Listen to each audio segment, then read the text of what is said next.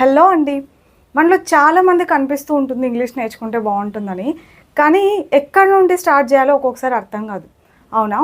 ఎవరైనా suggestion అడిగామనుకోండి, first grammar నేర్చుకోండి, nouns నేర్చుకోండి, ప్రొనౌన్స్ నేర్చుకోండి, ఆర్టికల్స్ నేర్చుకోండి, ప్రిపోజిషన్స్ నేర్చుకోండి, పార్ట్స్ ఆఫ్ స్పీచ్ దగ్గర నుండి స్టార్ట్ చేయండి, తర్వాత టెన్సెస్ నేర్చుకోండి, ఇట్లాంటివన్నీ చెప్తూ ఉంటారు కదా. నన్ను అడిగితే నన్ను అడిగితేనే నన్ను అడిగితే నేను ఏం చెప్తాను తెలుసా? వర్బ్స్ నేర్చుకోండి ఫస్ట్. వర్బ్స్, అసలు వర్బ్ అంటే ఏంటి అని తెలుసుకొని తర్వాత వర్బ్స్ నేర్చుకోండి. వర్బ్ అంటే ఏంటంటే మనం చేసే పనులు అన్నమాట.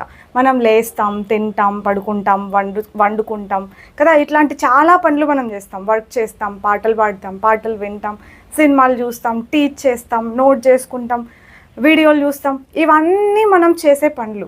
ఫస్ట్ ఆఫ్ ఎవ్రీథింగ్ ఈ పనులన్నీ మనకి ఇంగ్లీష్లో ఏమంటారు? వర్డ్.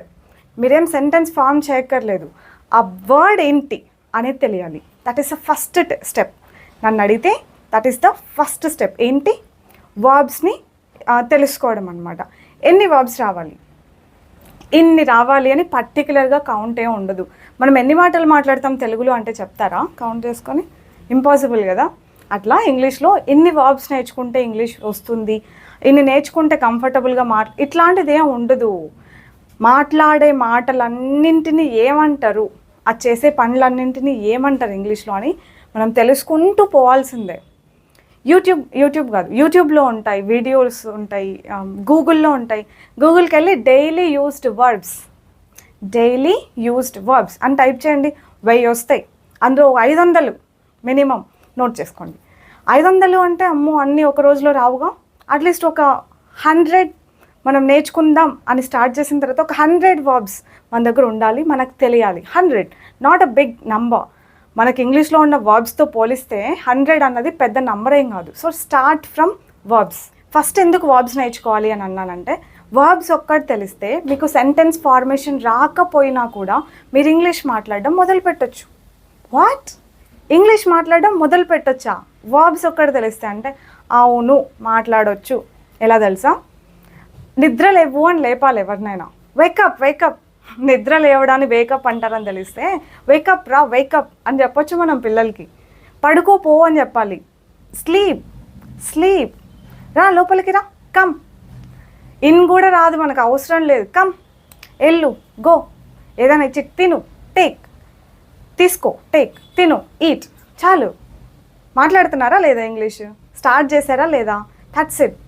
వర్బ్స్ ఎన్ని వస్తే అంత కాన్ఫిడెన్స్ వస్తుంది. So start from verbs. ఎన్ని కలెక్ట్ చేసుకోవాలని నన్ను అడగొద్దు, ఇంకెవరిని కూడా అడగొద్దు. ఎందుకంటే ఎన్ని మాటలు ఉంటాయని మీరు, నేను, ఇంకొకరు చెప్పలేం. Try to learn as many verbs as possible. This is your first step.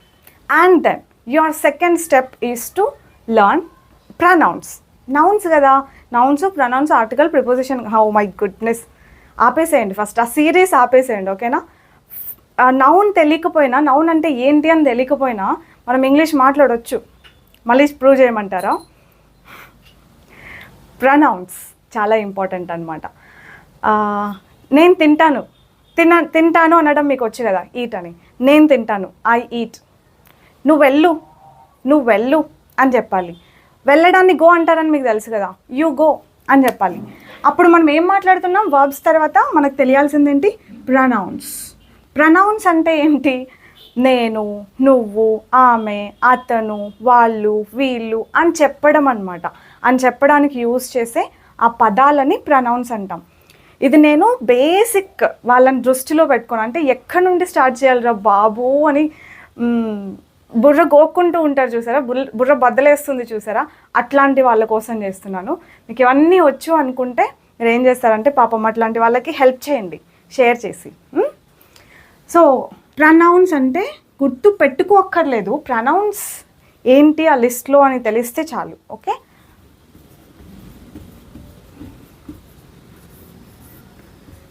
So ప్రొనౌన్స్లో I, నేను, యూ, మీరు, వి అంటే మనము ఆర్ మేము. ఈ 2 మీనింగ్స్ ఉంటాయి వీకి. ఓకేనా? మనము, మేము. ఐ అంటే నేను, యు మీరు, వి మనము ఆర్ మేము, దే వాళ్ళు, షీ ఆమె, హీ అతను, ఇట్ అది, దిస్ అంటే ఇది, దిస్ కూడా ఉంటుంది, ఇది, దట్ అంటే అది, ఇట్ అంటే ఇది అది అన్నిటినీ. ఇప్పుడు ఈ ప్రొనౌన్స్ మనం నేర్చుకోవడం అంటే మీనింగ్ తెలిసిన తర్వాత సెంటెన్సెస్ చూడండి ఎట్లా ఫామ్ చేయొచ్చు. ఐ ఈట్, నేను తింటాను. ఐ షూట్ వీడియోస్ కదా, నేను షూట్ చేస్తాను వీడియోస్. యూ వాచ్, మీరు చూడండి. యూ లెర్న్ ఇట్, మీరు నేర్చుకోండి. యూ రైట్ ఇట్, మీరు రాయండి. యూ గో అవుట్, మీరు బయటకు వెళ్ళండి. అట్లా వర్బ్స్ వచ్చు, ఇప్పుడు ఈ ప్రొనౌన్స్ తెలుసు. మనం సెంటెన్సెస్ ఫామ్ చేస్తున్నామా లేదా, చేయగలుగుతున్నామా లేదా, నౌన్స్ తెలియాలా, దీనికి ఆర్టికల్స్ తెలియాలా, ఫస్ట్ ప్రిపోజిషన్స్ రావాలా, అవసరం లేదు కదా కదా.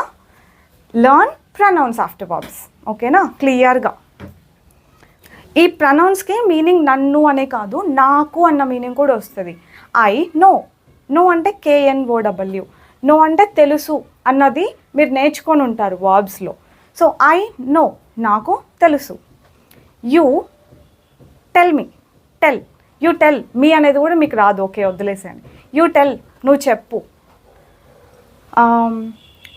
we speak English, we speak English, మేము ఇంగ్లీష్ మాట్లాడతాం. దే నో హిందీ, వాళ్ళకి హిందీ తెలుసు. చూసారా, ఆర్టికల్స్ ఏం లేకుండానే మనం ఇంగ్లీష్ మాట్లాడట్లేదంటారా? మొదలు పెట్టడానికి, ఇంగ్లీష్ మాట్లాడడం మొదలు పెట్టడానికి, అవి నేర్చుకోవడానికి ఫస్ట్ మీరు ఆర్టికల్స్, ప్రిపోజిషన్స్ ఇవన్నీ ఏం నేర్చుకోక్కర్లేదు. అది ఇన్ఫ్యాక్ట్ చెప్పాలంటే ఒక ఫ్లోలో వచ్చేస్తుంది. నాకు కూడా అట్లనే కొన్ని రూల్స్ అండ్ రెగ్యులేషన్స్ మళ్ళీ మనం నేర్చుకోవాల్సి వచ్చినా we don't have to start with that. My point is అవి అవసరం లేదని కాదు, we don't have to start with that అని. సో ఇంగ్లీష్ మాట్లాడడం మొదలు పెట్టాలి అంటే మనకు ఫస్ట్ వర్బ్స్ తెలియాలి అండ్ దెన్ ప్రొనౌన్స్ తెలియాలి. ఇవి just basic pronouns, okay. Pronouns అన్నది చాలా పెద్ద కాన్సెప్ట్. అవన్నీ తెలియాలంటే మనం ఇంకో కొన్ని నేర్చుకోవాలి. బట్ ఫస్ట్ వర్బ్స్, తర్వాత ప్రొనౌన్స్, అండ్ దెన్ తర్వాత ఏంటంటే హెల్పింగ్ వర్బ్స్. మనం హెల్పింగ్ వర్బ్స్ని ఫస్ట్ నేర్చుకోవాలి.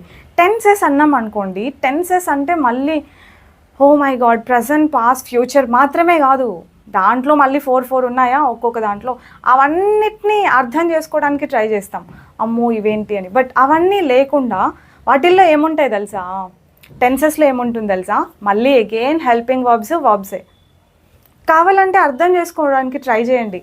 ఒక టెన్స్ ఇంకో టెన్స్తో ఎట్లా డిఫర్ అవుతుందంటే హెల్పింగ్ వర్బ్స్ మారిస్తేనే డిఫర్ అవుతుంది.